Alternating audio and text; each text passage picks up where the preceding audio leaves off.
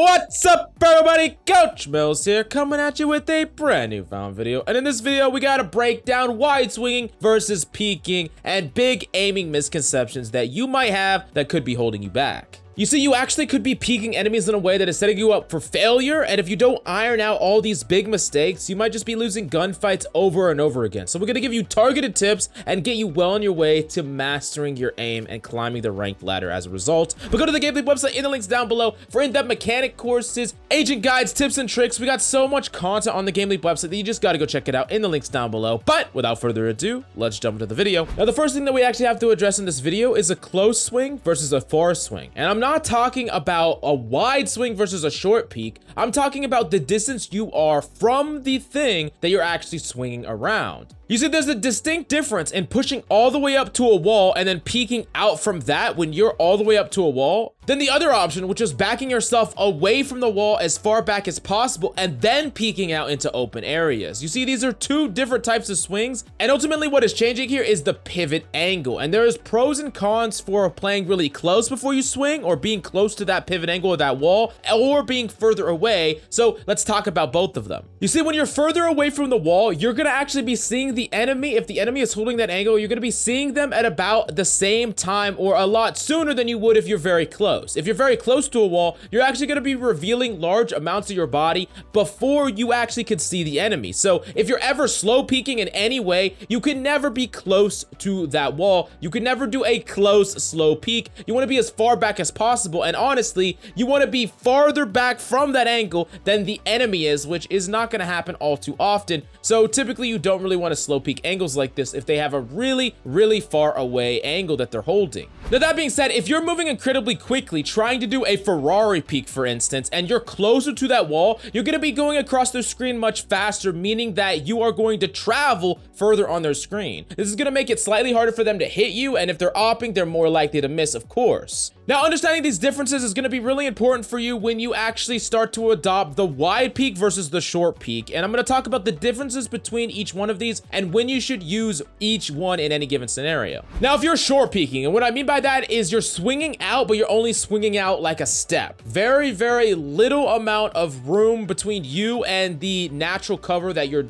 peeking behind, and you're not going very far out. Now, this is gonna do several things. It's gonna give you more cover overall because you are not swinging out into open space. This is far less all in, meaning you're peeking, yes, you're peeking the angle, but if you need to, you're only a step away from cover. But the really big downside to this overall is that you're more likely to die to an enemy holding, because if they're holding that angle, they're gonna be able to see you very easily. You're gonna peek out and they're gonna be able to kill you because it's just gonna be based on reaction time, and they're holding, and you don't utilize peeker's advantage to its most or highest rate. You can do that more with wide peeking, which I'm gonna talk about next in the wide fast peeks. Now, wide fast peeks are more likely to convert on individual enemies because you're utilizing that peeker's advantage. You're moving across their screen really quickly. It's hard for them to actually pre-aim where you're gonna end up, and all these reasons combined means that fast wide peeking can be really, really powerful, but it's gonna be far less forgiving for missing your shot, first of all, which means you need a certain amount of proficiency with gunplay in order to pull this off, because if you miss that shot,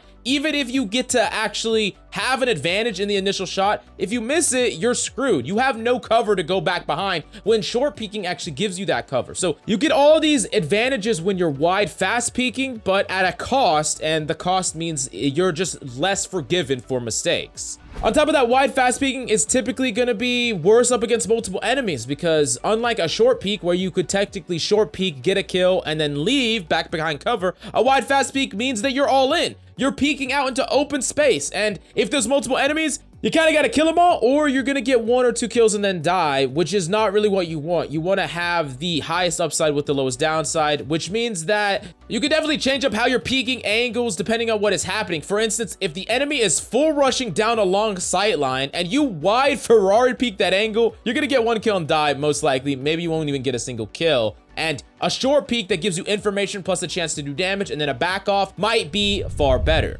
Now, the next thing that we're going to talk about is if the angle that the enemy is holding is perfectly known, what do you do? Let's say that they're up in a perch with an operator or a vandal and they're not moving. They're just holding it. They're waiting for you to peek. what you can actually do is a pre-fire counter strafe short peek. And this is where you're doing a short peek, you're automatically pre-aiming where the enemy is going to be. Sometimes it's even better if you ping it so you can see it through the wall, so you're already ready. And you basically have the plan ingrained in your movement that you're going to take one step into open, you're going to automatically start the counter strafe, hit the shot, and you're not stopping, you're going right back behind cover. It's like you're jiggling out and back in, and during that counter strafe period, that's where you shoot. You're basically pre-firing, or you have it automatically queued in your mind to pre-fire that angle, and if enemies are still holding that angle, you get to just basically kill them in the quickest, most efficient way possible. Now, before we move on, it's important to understand that a lot of these are general things that you need to be thinking about and applying differently depending on your situation. There isn't one catch-all way to fight every single engagement. It's all going to depend on what weapons the enemy has, how many enemies there are, where the enemies could be coming from, and the list goes on and on and on. So definitely keep that in mind. These are just things that you need to be thinking about and utilizing in your games on average. Now, something that you really need to know, our fourth tip in this video, is when you have less angles to worry about, hold untraditional. And you might be asking,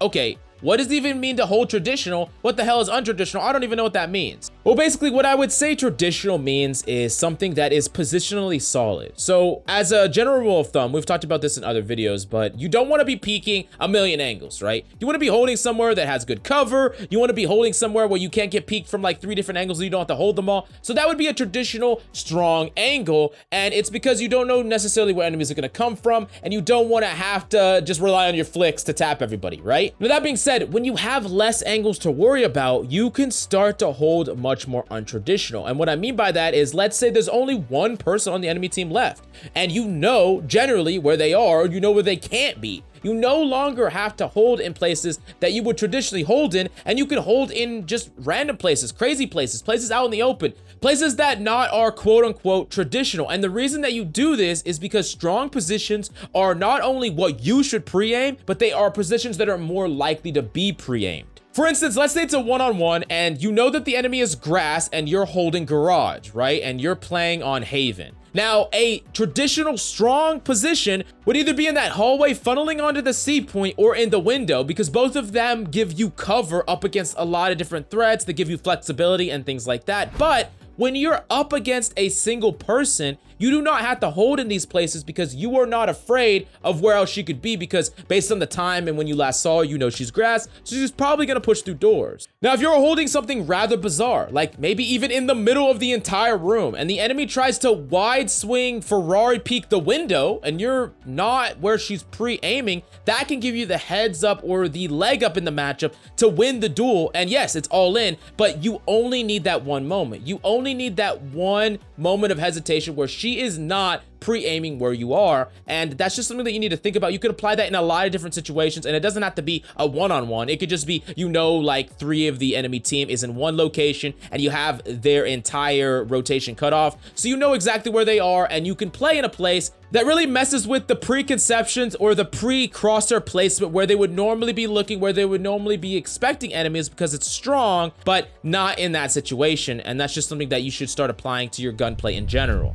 Now, a huge mistake that a lot of players make, that I see a lot of players make, is they actually want to wide swing, right? Maybe they think someone is C-long. They don't know for sure. They might think someone is C-long, and they want to peek this really long angle, and so they want to wide swing it, or whatever the case may be. So they're gonna run out into open space, and then they're going to start the counter strafe the second they see someone, and then they're gonna shoot them. But what you should actually be doing is counter strafing early. You actually have a dead set amount of distance you want to travel, and you want to actually already have the counter strafe ingrained before you even see an enemy. Essentially, you don't want to be reacting to enemies with the counter strafe. You want to already be counter strafing before an enemy is even there. Whether he's there or not, you're already gonna do it. This is just gonna make you ready for more consistent one taps, and you're gonna be prepared in case you swing out and enemy's not there right at that moment, but they swing out a second later. Because I know for a fact that's happened to you. Well, you swung out, maybe you didn't see anybody, and then it feels like a millisecond later or right afterwards, an enemy swings and you die. And you're like, damn it, I should have been ready to kill that person. I should have been perfectly accurate, but you weren't, because you didn't go through the motions correctly, and instead you were trying to just react to what the enemy is doing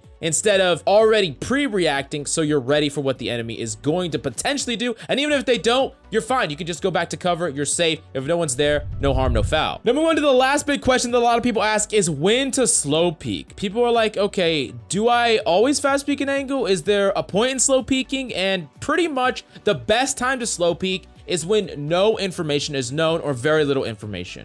Basically, if an enemy is holding an angle and you slow peek that angle, you will die. If they know you're coming to that angle and you slow peek, you will 100% die every single time. It's a very easy shot for them to hit. You're not going to be able to shoot them faster, especially if they're holding farther away than that pivot angle, and it's going to be really bad 99% of the time if an enemy is holding an angle and you slow peek it. Now, that being said, the trade-off is the enemy cannot always hold your slow peek angle, right? And you also could catch enemies completely off guard because they're guarding another angle, they're lurking up, whatever the case may be, and you could turn a slow peek into a potential lurk. So there's a lot of power that goes into a slow peek, and there's a lot of reasons for a slow peek, but it's mainly about hiding information. But if an enemy knows you're there, right, you get in a duel with an enemy and you're behind cover, they're holding that angle for you to swing out, you will 100% do not want to slow peek that angle. You will die every single time, and it's going to be very frustrating for you. It's far better to incorporate maybe a wide Ferrari peek or even a pre-aim counter strafe short peek, or just use utility.